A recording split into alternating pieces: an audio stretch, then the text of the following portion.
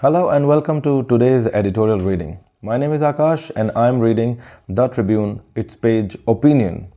And today's editorial is about the ethnic clashes between the Meiteis and Kukis in Manipur.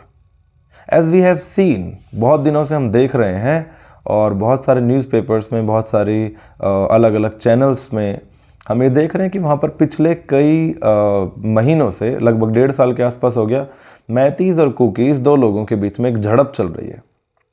और अभी recently थोड़े दिन से ये बात थोड़ी शांत हो गई थी, रुक गई थी, और अभी रिसेंटली ये चीज़ फिर से हमारे सामने आ गई है। अभी यहाँ पर आपको ये वीडियो जो मैप है, मैप में ही आपको दिख रहा होगा, इसके अंदर ये यहाँ है, ये क्या बोलते हैं, मणिपुर। ओके, मणिपुर में हो रही है। मणिपुर के बारे में हल्की सी ज्योग्राफी देख लेते हैं। मणिपुर के नॉर्थ में है नागालैंड। ओके, मणिपुर के साउथ में है ये मिजोरम। मणिपुर से यहाँ पर ये त्रिपुरा है।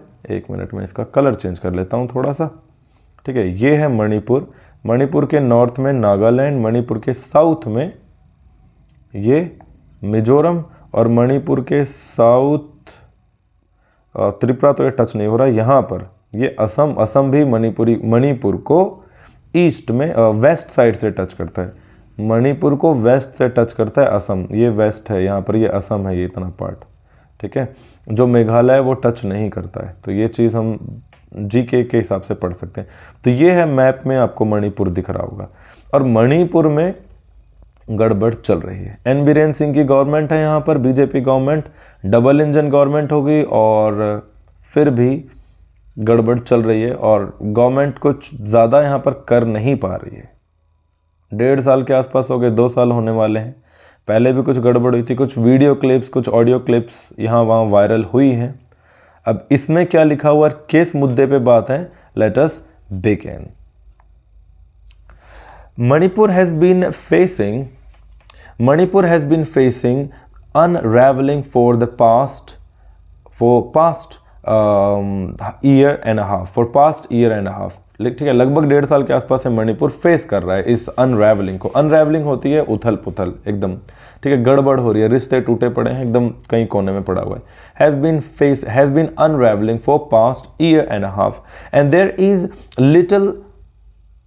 little reason to hope that things will improve anytime soon. Reason मतलब होता है लॉजिक। ठीक है, बहुत थोड़ा सा लॉजिक है। There is a little logic, there is little reason to hope. इस बात के लिए होप करना that things will improve soon, कि जो चीज़ें हैं जल्द ही ठीक हो जाएंगी। ये बात सोचने में लॉजिक बिल्कुल लग नहीं रहा, क्योंकि 1.5 साल तो हो गए देखते हुए।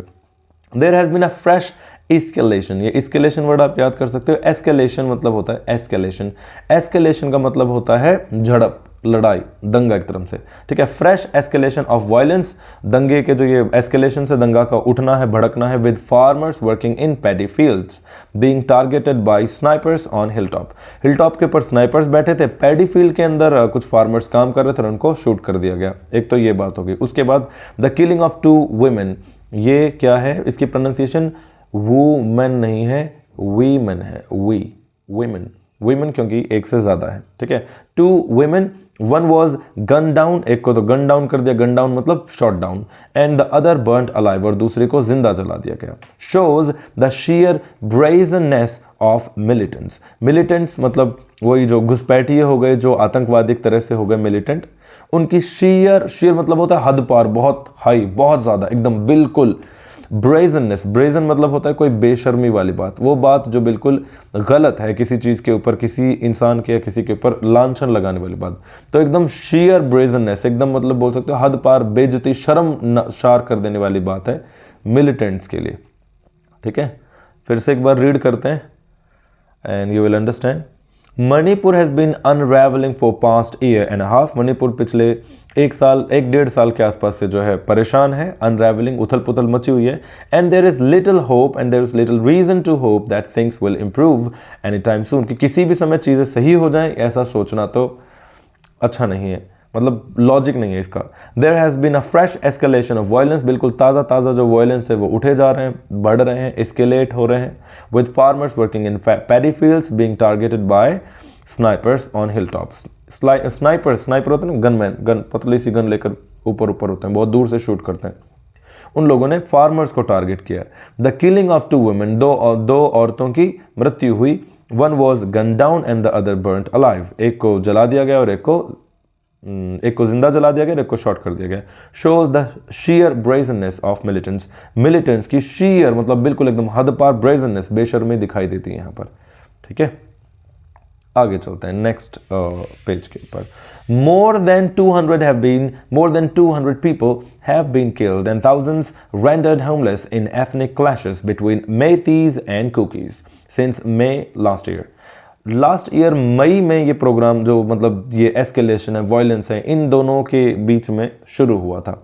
ठीक है, more than 200 peoples have been killed, और उसके बाद से 200 से ज़्यादा लोग किल हो चुके हैं, मार दिए गए, have been killed, passive voice है, मार दिए गए हैं। एंड थाउजेंड्स रेंडर्ड होमलेस, और जो हज़ारों हैं वो रेंडर मतलब बच गए या हो गए, रेंडर्ड होमलेस बेघर हो गए, हज़ारों बेघर हो गए, 200 से ज़्यादा लोग मारे गए।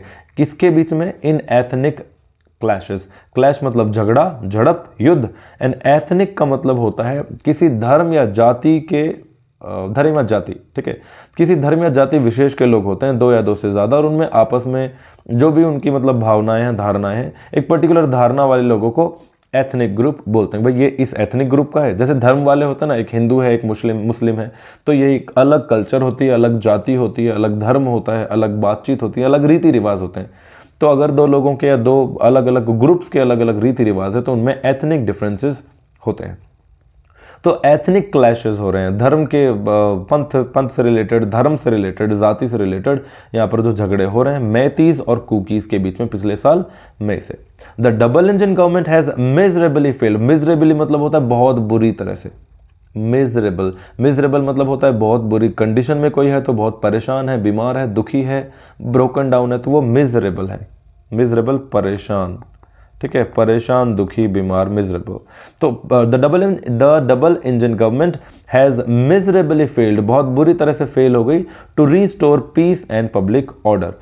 ऑर्डर मतलब वही कानून, कानून को, पब्लिक ऑर्डर को मेंटेन करने में, रिस्टोर मतलब वही था मेंटेन करना, कंट्रोल करने में, पीस एंड पब्लिक ऑर्डर को मेंटेन करने में, रिस्टोर करने में डबल इंजन गवर्नमेंट जो है बीजेपी की बहुत बुरी तरह से क्या हुई, फेल हो गई है। आगे चलते हैं। नेवरदलेस, नेवरदलेस मतलब होता है हालांकि। अब नेवरदलेस के लिए मैं कई बार बता चुका हूं क्या क्या वर्ड आप और यूज कर सकते हो। Okay, write down in anywhere you like. If you can write it here for permanent memory, that will be a great idea. देखते हैं, पहला वर्ड हो गया nevertheless मतलब हालांकि, दूसरा वर्ड हो गया although, ALTHOUGH, तीसरा वर्ड हो गया though, चौथा वर्ड हो गया albeit, एक वर्ड हो गया in fact, एक वर्ड हो गया however,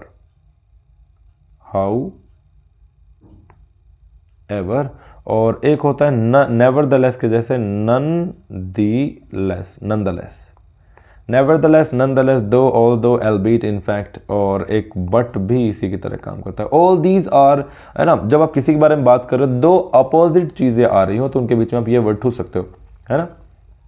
जैसे कि वो बीमार था, स्कूल गया, तो 2 बातें होगी, बीमार भी था और स्कूल भी गया। जैसे कि वो बीमार था, आइसक्रीम खाई। जैसे कि वो परेशान था, खुश दिखाई दे रहा है, ठीक है, वो खुश दिखाई दे रहा था हालांकि वो दुखी था।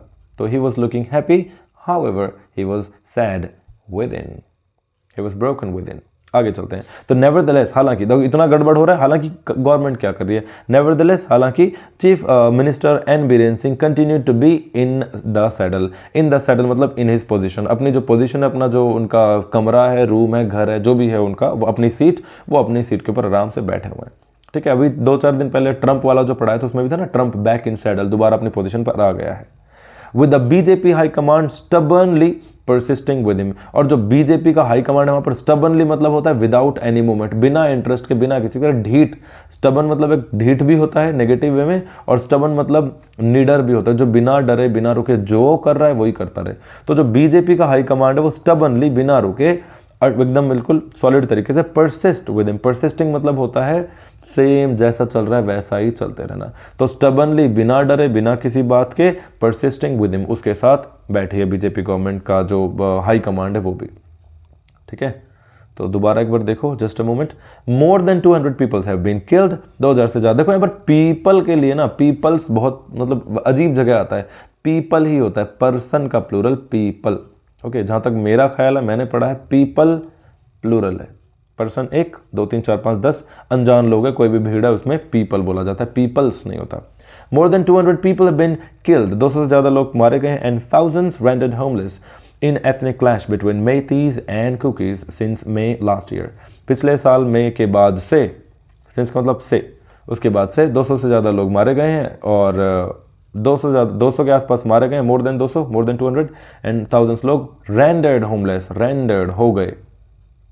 ठीक है, the double engine government has miserably failed to restore peace and public order. जो डबल इंजन गवर्नमेंट है वो बहुत बुरी तरह से फेल हो गई पब्लिक पीस ऑर्डर को मेंटेन करने में, रिस्टोर करने में। नेवरदलेस, हालांकि chief minister N Biren Singh continues to be in his saddle, in the saddle, with the BJP high command stubbornly persisting with him. Okay, next page पे आते हैं।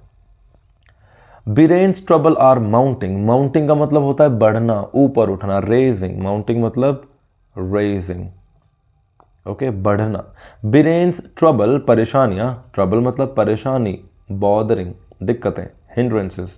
बीरेन्स ट्रबल्स आर माउंटिंग, बढ़ रहे हैं, with a Kuki organisation demanding a court monitored SIT, special investigation team.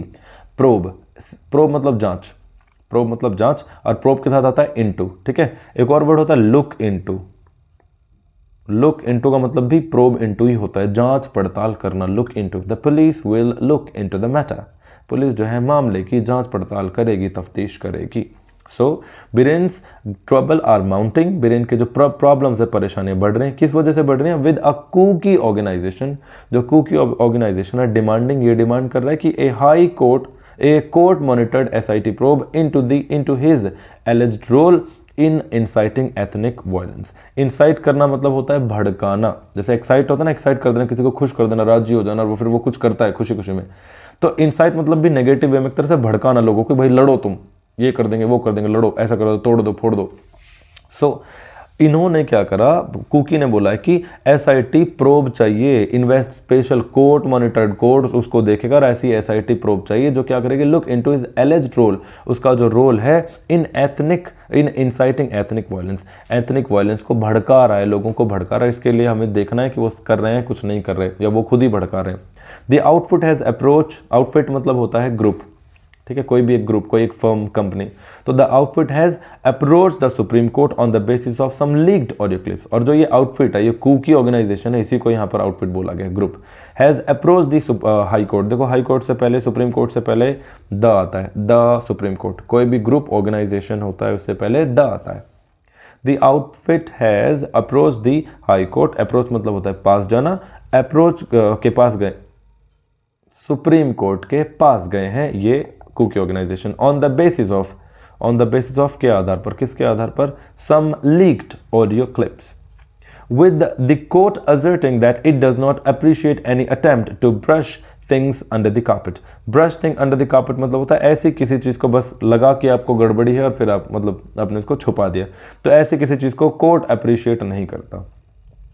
The CM's position has become even more untenable।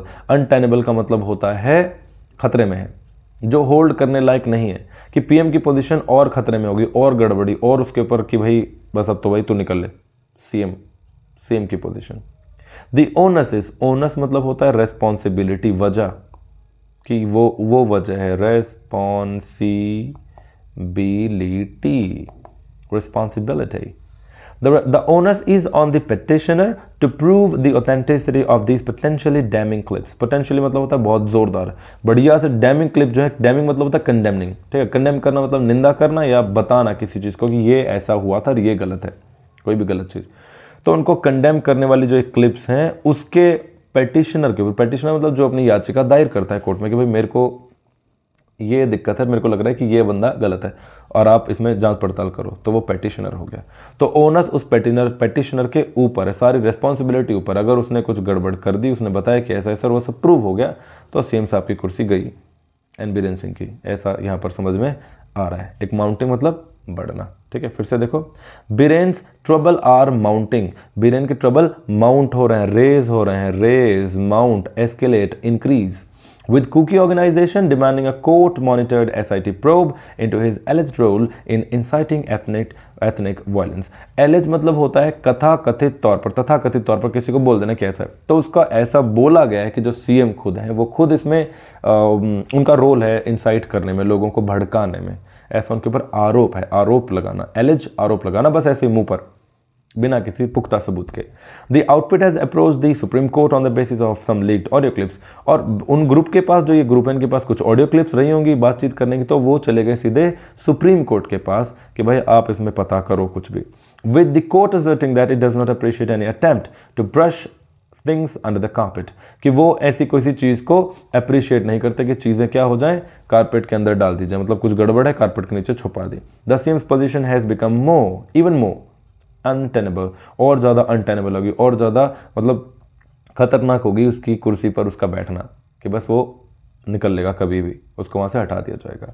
The onus is on the petitioner to prove the authenticity of these potentially damning clips. और जो onus है, responsibility है, वो सारी petitioner के ऊपर है, जिसने याचिका दायर की है कि क्या होगा क्या नहीं होगा। आगे चलते हैं। The centre's attempts to bring the warring sides to the negotiating table have been fruitless, useless, worthless, फालतू, हमका, वेस्ट। तो सेंटर यानी कि दिल्ली की जो कोशिशें हैं, अटेम्प्ट्स मतलब कोशिशें, to bring the warring side, warring मतलब होता है वॉर करने वाली। देखो बड़ा अजीब लग रहा है, लेकिन ये वॉर से बना है। वॉरिंग साइड यानी कि जो दो साइड है ना, मेती और कुकी, वो दोनों लड़ रहे हैं, तो उनको नेगोशिएट करना मतलब होता है उनका कॉम्प्रोमाइज करवाना, कॉम्प्रो करवाना बोलते हैं ना, लड़ाई होती है, भाई कॉम्प्रो हो गया इनका। तो नेगोशिएशन के लिए दी सेंटर अटेम्प्ट, सेंटर के द्वारा की गई कोशिशें, to bring the warring sides to the negotiating table के ऊपर उनको बिठाना, लाना, भाई आमने सामने बैठो, देखो लड़ाई दंगा नहीं करते हैं, ऐसा कुछ उन्होंने जो भी कोशिश करी, हैव बीन फ्रूटलेस, वो सारी क्या साबित हुई, fruitless, useless. There is a huge disconnect between the union government and the local people. Union government Delhi का और वहाँ के जो लोकल पीपल, उनका कोई लेना देना नहीं है, बिल्कुल सुन ही नहीं रहे वो। Whose concern and appreciations remain unaddressed. Address करना मतलब होता है उनकी बातों को बताना कि भाई ये लोग ये बोल रहे हैं। कंसर्न चिंताएं, दिक्कतें, एस्पिरेशंस इच्छाएं, ठीक है। तो उन लोगों का और इनका गवर्नमेंट का कोई लेना देना ही नहीं हो पा रहा है, बात ही नहीं हो पा रही। क्यों? क्योंकि उनकी हुज मतलब जिनकी कंसर्न और एस्पिरेशंस हैं, रिमेन अनएड्रेस्ड, उनको कोई पूछ ही नहीं रहा है, उनकी इच्छाओं को, तमन्नाओं को, प्रॉब्लम्स को। Two of its contentious decisions, contentious मतलब होता है जिनके ऊपर लोग बिरथ जाएं, गुस्सा हो जाएं, क्रोधित हो जाएं, भड़काने वाले, कंटेंशियस, ठीक है। उनके जो दो कंटेंशियस डिसीजंस हैं, fencing the India Myanmar border, पहला तो ये कि इंडिया म्यांमार का बॉर्डर को फेंस कर दो, उन लोगों की ये बातें हैं। And scrapping the free movement regime, और जो फ्री मूवमेंट रेजिम है उसको स्क्रैप, उनको हटा दो, ठीक है। Have been staunchly opposed by several tribal organisations in Manipur. Staunchly, staunch का मतलब होता है स्ट्रिक्ट, इसका मतलब होता है स्ट्रिक्ट, STRICT, स्ट्रिक्ट। एक और वर्ड होता है स्टर्न, ठीक है, स्टर्न, स्ट्रिक्ट, स्टॉन्च, इन सबका मतलब होता है सीरियस, बहुत ही ज्यादा खतरनाक, बढ़िया, ठीक है। सो जो दो उन्होंने चीजें बताई, पहली फेंसिंग द इंडो या इंडिया म्यांमार बॉर्डर, और दूसरा scrapping the free movement regime. Regime मतलब रूल, जो फ्री मूवमेंट जो लोगों का है उसको तो हटा दो, स्क्रैप कर दो, और इंडिया म्यांमार जो बॉर्डर है वो लगा दो, फेंसिंग कर दो वहां पर। Have been staunchly opposed by several tribal organisations in Manipur. Manipur के अंदर जो ऑर्गेनाइजेशंस हैं ट्राइबल लोगों की, उन्होंने इसको स्ट्रिक्टली या स्टर्नली अपोज्ड, ठीक है, बहुत जोरदार विरोध किया है। कुछ वर्ड्स इसमें फिर से देखो एक बार, let us read it once again. भाई दो लाइन है, रिपीट करते रहेंगे, समझ में आती रहेंगी। The centre's attempts to bring the warring side to the negotiating table have been fruitless.